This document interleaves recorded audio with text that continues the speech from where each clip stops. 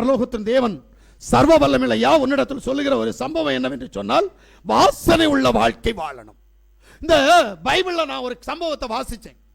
என்ன அப்படின்னா, வாசனை உள்ள பொருட்கள் என்ன அப்படின்னு வாசிச்ச போது தேவன் எனக்கு 4 காரியங்களை வெளிப்படுத்தினார். என்ன அப்படின்னா, ஒன்று சாம்பிராணி, இரண்டாவது காரியம் சந்தனம், மூணாவது காரியம் லவங்கப்பட்டை, நாலாவது காரியம் பரிமள தைலம். இப்படி 4 காரியத்தை வேதம் எனக்கு சொல்லுச்சு. இது வாசனை பொருளாம் தேவனுக்கு. நான் யோசிக்க ஆரம்பிச்சா இது உண்மையிலே வாசனையே கொடுக்காது. சாம்பிராணி வாசனை கொடுக்காது. கொடுக்குமா? உடனே நீங்க என்ன சொல்லுவீங்க? ஐயோ கொடுக்கும்ல அப்படிதான் சொல்லுவீங்க. கொடுக்கும். எப்ப கொடுக்கும்னு தெரியணும் போல. சாம்பிராணி வாசனை கொடுக்கும்னு சொல்றாரு, ஆனா கொடுக்காது. சந்தனம் வாசனை கொடுக்குமா? எனக்கு கொடுக்காது, ஆனால் கொடுக்கும். நல்லா புரிஞ்சுடுங்க. லவங்கப்பட்ட வாசனை கொடுக்குமா? கொடுக்கும், ஆனா இப்போ உனக்கு கொடுக்காது. சரி, பரிமள தைலம் வாசனை கொடுக்குமா? கொடுக்காது உனக்கு, ஆனா தேவனுக்கு கொடுக்கும். எப்ப கொடுக்கும்? இது ஒரு கிரியை நிமித்தமாக கொடுக்கும். நல்லா புரிஞ்சுக்கிடுங்க. நான் சொல்லக்கூடிய சம்பவத்தை நீங்க சரியா புரிஞ்சுக்கிட்டாதான் உங்களுக்கு இது புரியும். சாம்பிராணிய நெருப்புல போட்டாதான் வாசனை வரும். சந்தனத்தை உரசாதான் வாசனை வரும். லவங்கப்பட்டைய தள்ளுனாதான் வாசனை வரும். பரிமள தைலம் பூசினாதான் வாசனை வரும். புரியல? இப்ப நான் உன்கிட்ட என்ன சொல்ல போறேன் அப்படின்னா, சாம்பிராணியை பற்றி பேச போறேன். 4 வாசனை பொருள், 4 வாசனை பொருளும் சும்மா வாசனை கொடுக்காது. அதுதான் நீ. சும்மா இருந்தா எம்பெருமானுக்கு வாசனை போகாது. ஒண்ணு நெருப்புல போடணும், ஒண்ணுல கல்லுல வச்சு உரசணும், இல்ல உரல்ல போட்டு நல்லா இடிக்கணும், இல்ல தடவணும். இந்த 4 சம்பவம் இருந்தா மட்டும்தான் வாசனை வரும், இல்லைன்னா வாசனை வராது. உனக்கு புரியுதா? நான் ஒரு புதிய சம்பவத்தை முன்னாடி வைக்கிறேன். இப்பதான் விசுவாசியாகிய நீ நெருப்பில் போடப்படணும், வாசனை கொடுப்ப. யார சந்தனத்தை கொண்டு போய் நெருப்பில் போட்டா வாசனை வராது. லவங்க பட்டையை கொண்டு போய் நெருப்புல போட்டா வாசனை வராது. பரிமள தைலத்தை கொண்டு போய் நெருப்புல போட்டா வாசனை. அப்ப எதை வாசனை வரணும்னா நெருப்புல போடணும்? சாம்பிராணிய. சாம்பிராணி குணமுள்ளவர்கள், சாம்பிராணியை போல எடுத்து உபயோகப்படுத்துகிற பிள்ளைகள் நெருப்புக்குள் கடந்து போகணும். அல்லேலூயா. இல்ல அப்படின்னா உனக்கு வாசனை இல்லை. இன்னைக்கு என்ன நடக்குது அப்படின்னா, நான் வாசனை கொடுத்துருவேன் அப்படின்னு நினைப்போம். ஆனா யாரும் நெருப்புல போறது இல்லை. ஒருவேளை ஒன்ன சந்தனமா வச்சிருக்கிறன்னு வையேன், சந்தனமா இருந்தா நீ என்ன செய்யணும்? உரைக்கணும்ல, உரசணும்ல. நான் சொல்றது புரியலையா? உரசணும்ல. உரசனா தானே வாசனை வரும். சரி, லவங்கப்பட்டேன்னு சொன்னா நம்ம வீட்டில் இங்க இருக்கிறவங்களுக்கு எல்லாம் தெரியுமோ என்னமோ தெரியல, உரல் இருந்துச்சு தெரியுமா? இதுக்கு முன்னாடி ஆமா, உரல் உலக்க அப்படின்னு ஒன்று இருந்துச்சுல்ல. அதுல கொண்டு போய் இடி இடிக்கணும், இடிச்சா வாசனை வரும். பரிமள தைலத்தை பாட்டிலுக்குள்ள இருந்தா வாசனையே வராது. அதை வச்சு உடம்புல நல்லா தேய்க்கணும். தேய்ச்சா வாசனை வரும். இப்ப நீ யார்? அறிகிற அறிவு ரொம்ப முக்கியம். ஒன்ன தேவன் சாம்பிராணியா வச்சிருக்கிறாரா, சந்தனமா வச்சிருக்கிறாரா, லவங்கப்பட்டையா வச்சிருக்கிறாரா, இல்ல பரிமள தைலமா வச்சிருக்கிறாரா? அறிகிற அறிவு ரொம்ப முக்கியம். என்ன அறிவு இருக்குது? நீ யார்?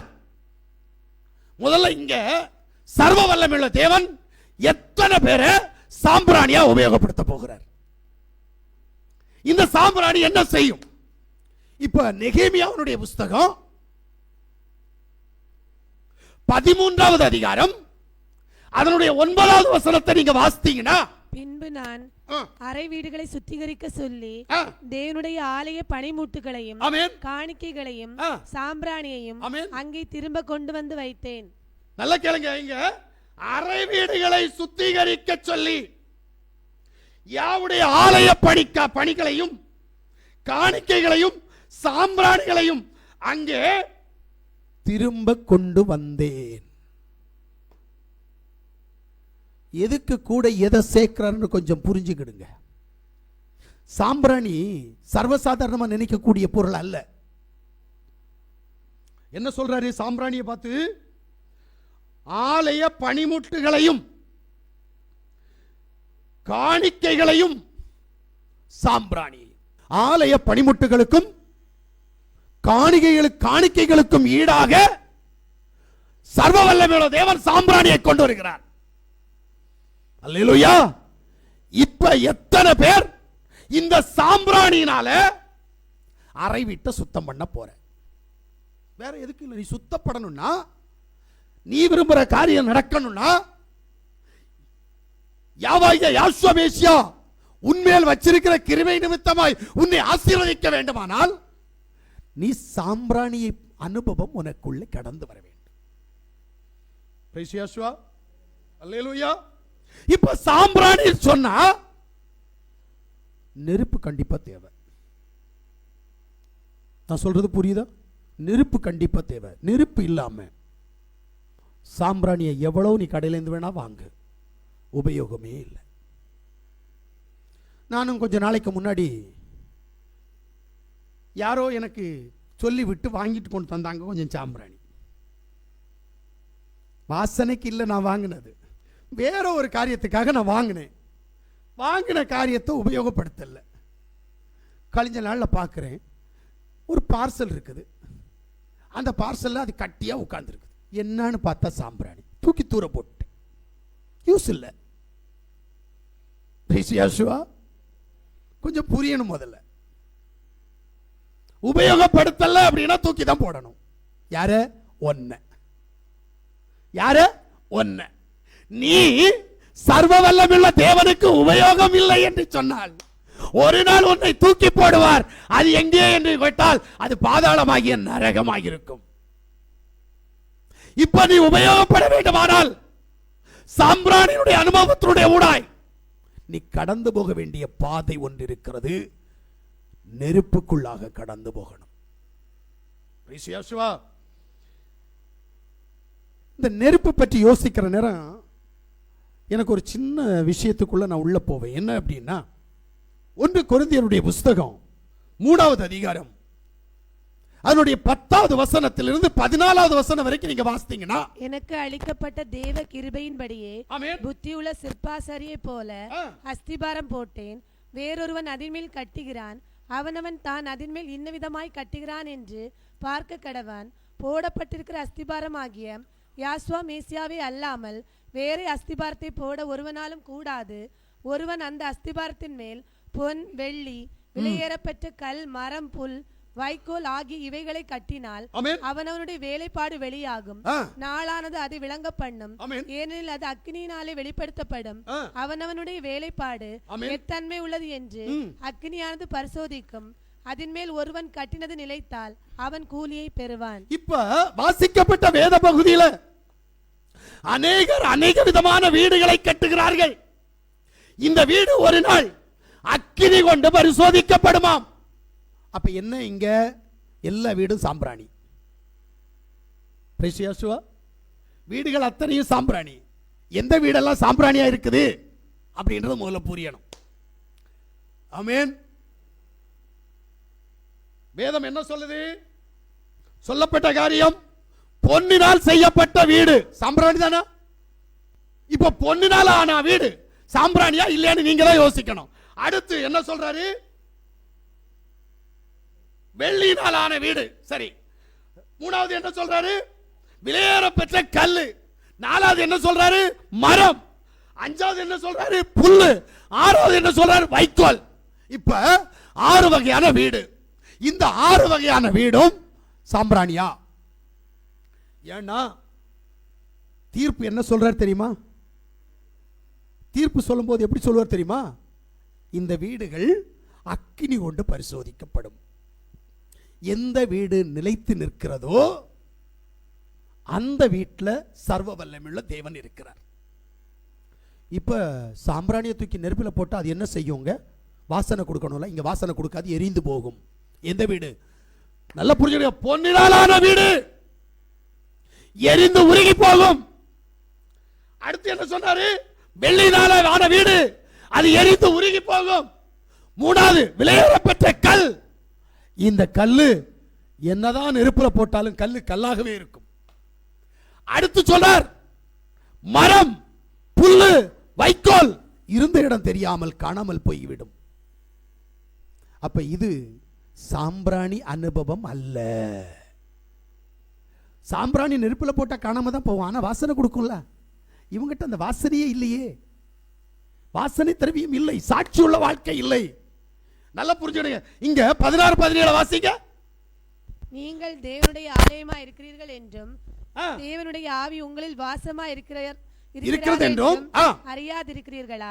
ஒருவன் தேவனுடைய ஆலயத்தை, நல்ல கேளுங்க, ஒருவன் அக்கினிக்குட்பட்டோ உட்படாமலோ யாவுடைய ஆலயத்தை கெடுத்தால் அவனை தேவன் கெடுப்பார், அவனை சர்வ வல்லமையுள்ள தேவன் கெடுப்பார். எப்படி? இங்க புரியல உனக்கு? இங்கதான் இதுக்கு தான் நான் சொல்லிட்டு இருக்கிறேன். என்ன? தயவு செய்து கீழ்ப்படிப்பா, தயவு செய்து யாவுக்கு உண்மையாயிருப்பா, அவர் உன்னை ஆசீர்வதித்து உன்னை உயர்த்துவார். இல்ல, அவர் உன்னை இருந்த இடம் தெரியாமல் மாற்றி விடுவார். இங்கதான் சிக்கல். அல்லேலூயா. ஏனென்றால் அக்கினி கொண்டு பரிசோதிக்கப்படும், அக்கினியாகிய உபத்திரவம் கொண்டு பரிசோதிக்கப்படும், அக்கினியாகிய பிரச்சனை கொண்டு பரிசோதிக்கப்படும். அந்த பிரச்சனையில நீ எப்படி இருக்கிற அறிகிற அறிவு ரொம்ப முக்கியம். அல்லேலூயா. இன்னைக்கு நிறைய பேர் முறுமுறுப்பு ஜாஸ்தி. ரெண்டு கூட்டம் இருக்காங்க. ஒரு கூட்டம் என்ன செய்யும் தெரியுமா? யாவுக்கு உண்மையாவே இருக்க மாட்டாங்க, ஆனா யாவுடைய சமூகத்தில் போய் முறுமுறுப்பாங்க. இன்னொரு கூட்டம் என்ன செய்யும் தெரியுமா? யாவுக்கு உண்மையா இருக்கணும்னு நினைக்கும். தந்தா தாரும் பப்பா, நீர் என்னை எப்படி வச்சிருக்கிறீரோ அப்படியே இருக்கிறேன். இப்படிப்பட்ட ஒரு கூட்டம். ஆனா இந்த கூட்டத்துக்கு அவர் கொடுப்பார் எப்ப தெரியுமா? இவன் கீழ்ப்படிந்து, இப்ப என்ன சொன்னா, நீர் தந்தா வாங்கிக்கிறேன், தரலன்னா நான் உட்கார்ந்து இருக்கிறேன் அப்படின்னு சொல்றான் பாருங்க. இவன் தன்னை தாழ்த்தி யாவுடைய சமூகத்தில் கீழ்ப்படிதல் உள்ளவனாக, உண்மை உள்ளவனாக இருந்து விட்டான் அப்படின்னா இவனை அப்படி உயர்த்த ஆரம்பிச்சிருவார், ஆசீர்வதிக்க ஆரம்பிச்சிருவார். ஆனா இந்த குணம் நம்மகிட்ட வரமாட்டேங்குது. என்ன பண்றது? சர்வ வல்லமையுள்ள தேவன் இப்படிப்பட்ட குணம் இருக்கிற பிள்ளைகளிடையே தேவன் என்ன நினைக்கிறார் அப்படின்னா, இவங்களை மாற்றணும்னு நினைக்கிறார். நம்மகிட்ட ஒரு மாறுதல் கடந்து வரணும். நம்மகிட்ட எத்தனை பேர்கிட்ட மாறுதல் இருக்குதுங்க? மாறுதல் விரும்புறவங்க எத்தனை பேருங்க? என்னை ஆசீர்வதிக்க வேண்டும், நான் யாவுடைய சித்தத்தின்படி, யாசுவமேசியாவுடைய சித்தத்தின்படி நான் வாழும்போது இந்த பூமியில் என்னை ஆசீர்வதிப்பார், என்னை அவருடைய ராஜ்யத்திற்கு கொண்டு போவார். இந்த நம்பிக்கை நம்மகிட்ட இருக்கணும். ஏன்னா ராஜா வீட்டு பிள்ளை அப்பத்துண்டுக்கு இறந்தக்கூடாது. ராஜா வீட்டு பிள்ளை அப்பத்துண்டுக்கு இறங்குது அப்படின்னா அவன் அவருடைய பிள்ளை இல்லை. அல்லேலூயா. இங்க தகப்பமார் நிறைய பேர் இருக்கிறீங்க. இந்த தகப்பமார் என்னைக்காவது என் பிள்ளை பிச்சை எடுக்கணும்னு நினைப்பாங்களா? ஏய், என் பிள்ளையா, என் பிள்ளை இப்படித்தாண்டா இருக்கணும் யோசிப்பாங்களா இல்லையா? இன்னைக்கு இல்லையே. நம்ம எல்லாம் இஸ்ரவேலன்னு சொல்லி உட்கார்ந்து மார்பு தட்டி சொல்லிக்கிட்டு இருக்கிறோம். நான் ஆவிக்குரிய இஸ்ரவேலன், என் என்னை அபிஷேகித்திருக்கிறார், அழைத்திருக்கிறார், வேர்திரித்திருக்கிறார், அவருடைய சித்தத்தின்படி என்னை நடத்துகிறார். உன் பிள்ளை அப்பத்தொண்டுக்கு இறங்குத போகுது, என்ன பண்றது? ஏன் அப்படின்னா உன்னிட்ட என்ன இல்லை? கீழ்ப்படிதல் இல்லை, உண்மை இல்லை. கீழ்ப்படிதலும் உண்மையும் இருந்தால் உன் பிள்ளை உன்னை விடவும் ஆசீர்வதிக்கப்படும். நீ 8 அடி பாஞ்சா உன் பிள்ளை 16 அடி பாயும். எப்ப? நீ கீழ்ப்படிஞ்சா, நீ உண்மையா இருந்தா. இல்லைன்னா என்ன பண்றது? உன் சாபம் உன் பிள்ளைக்கு தான் போய் சேரும். அப்படித்தானே பைபிள் சொல்லுது. 3ஆம் 4ஆம் தலைமுறை மட்டும் நான் விசாரிப்பேன். அப்புறம் எப்படி என் பிள்ளை எப்படி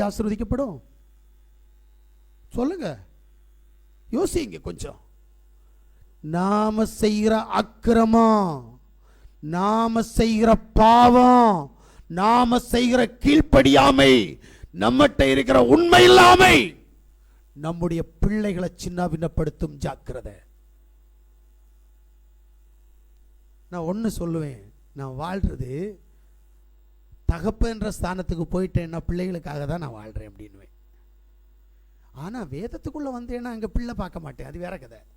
ஆனால் தகப்பன்ற ஒரு ஸ்தானம் எனக்கு இருக்குது. அந்த ஸ்தானத்துக்குள்ளே நான் கடந்து போனேன்னா அங்கே என் பிள்ளைக்கு நான் உண்மை உள்ளவனாக இருக்கணும். பிரிசியாசுவா, இதுதான் எல்லாருக்கும். அப்போ என் பிள்ளை நல்லா இருக்கணும்னு எத்தனை பேர் நினைக்கிற? என் பிள்ளை ஆசீர்வதிக்கப்படணும்னு எத்தனை பேர் நினைக்கிற? அடுத்தவனை நம்பாத, சர்வ வல்லமையுள்ள தேவனை நம்பி கீழ்ப்படிஞ்சு அவருக்கு அடங்கி உண்மையா இருந்து பார். உன் பிள்ளையை எப்படி உயர்த்துறாருன்னு பாப்பமே. நீ ஓடுற ஓட்டம் அல்ல, நீ ஓடுற ஓட்டத்தை விட ஒண்ணுக்கு டபுளா உன் பிள்ளை அவ்வளவு உயர்த்துவார். நம்பிக்கை இல்லை, என்ன பண்றது? நானே இந்த பாடுபடுறேன், என் பிள்ளை என்ன பாடுபடுமோ, அதனால அடுத்தவன்ட்ட சப்போர்ட் கேட்போமா? இதுதான் நினைச்சுக்கிட்டு இருக்கிறோம். இல்ல, நம்பாத, யாரையும் நம்பாத. முதல்ல உன் தேவனை நம்பு. உன்னை சிருஷ்டித்து உன்னை இந்த பூமியில கொண்டு வந்து இப்ப இந்த சபையில கொண்டு வந்து வச்சிருக்கிறார்ல, அதுக்காக அவரை நம்பு. நான் விரும்பி வரல, என்னுடைய மன விருப்பத்தின்படி வரல, என்னை என் தேவன் அழைத்து கொண்டு வந்து வைத்திருக்கிறார். அவருடைய சித்தத்தின்படி என்னை கொண்டு வந்தபடியால் அவர் என்னை ஆசீர்வதிக்க விரும்புகிறார். ஆனால் நான் கீழ்ப்படியாமல் இருக்கிறதுனால், நான் உண்மை உள்ளவராய் இருக்கிறபடியினால், உண்மை இல்லாதவராய் இருக்கிறபடியினால் எனக்கு இந்த உபத்திரவம். இதை புரிந்து கொள்ளணும். பிரேசியாசுவா, முதல்ல யாவுடைய சிட்சையை சந்தோஷமாய் ஏற்றுக்கொண்டு அவருடைய ஆசீர்வாதங்களை பெறுகிறவன் யார்? அக்கினி எல்லாருக்கும் உண்டு இல்ல? அந்த நான் ஒன்று சொன்னேன்ல, விலையேறப்பட்ட கல்லு, அந்த கல்லை எவ்வளவு பெரிய நெருப்பில் வேணாலும் எடுத்து போடுங்க, அது தன் நிலையில் இருந்து மாறாது. நீங்க இரும்பு கம்பியை கூட நெருப்பில் போட்டால் தன் நிலை மாறும், தன்னிலை மாறும். அது இரும்பாக இருக்காது, அது நெருப்பாக மாறிவிடும். தங்கத்தை போட்டால் உருகி போகும், வெள்ளியை போட்டால் உருகி போகும், மரத்தையோ புல்லையோ வைக்கோலையோ போட்டால் இல்லாமல் போய்விடும். ஆனால் கல் அப்படி இல்லை. ஏனென்றால் எம்பெருமான் விரும்புகிற ஒரு சம்பவம் கண்மலையிலிருந்து வெட்டி எடுக்கப்பட்ட கற்களாக இருக்க வேண்டும். இருக்கிறீங்களா? எத்தனை பேர் இருக்கிற கல்லாக?